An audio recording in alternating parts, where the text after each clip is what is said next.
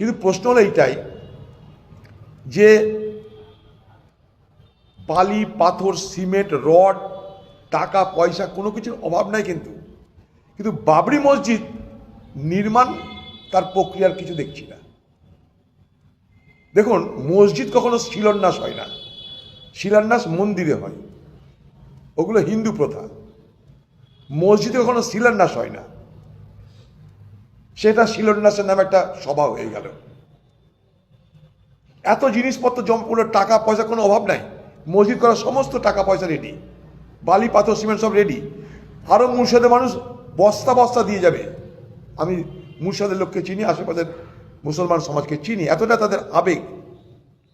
কিন্তু বাবরি মসজিদ নির্মাণের পরিকল্পনা কই, তার প্ল্যান কোথায়? সেই প্ল্যান অনুযায়ী এখনো কেন বাবরি মসজিদ নির্মাণ করার কাজ শুরু হচ্ছে না? কেন শুরু হচ্ছে না? কেন অপেক্ষা করা হচ্ছে? কেউ কি বাধা দিচ্ছে বাবরি মসজিদ নির্মাণে? কোনো সরকার কি বাধা দিয়েছে? কোনো কোর্ট কি বাধা দিয়েছে? তা যদি না, তাহলে বাবরি মসজিদ নির্মাণে এখনো পর্যন্ত তার প্রক্রিয়া শুরু হলো না কেন?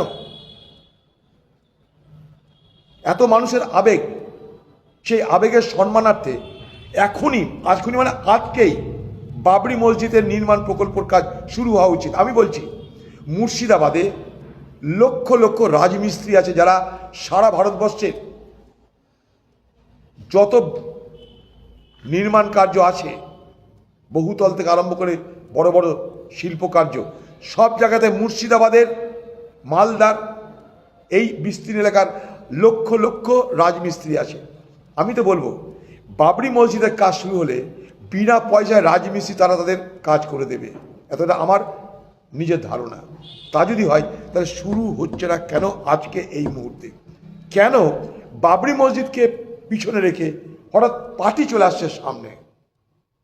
উদ্দেশ্যটা কি?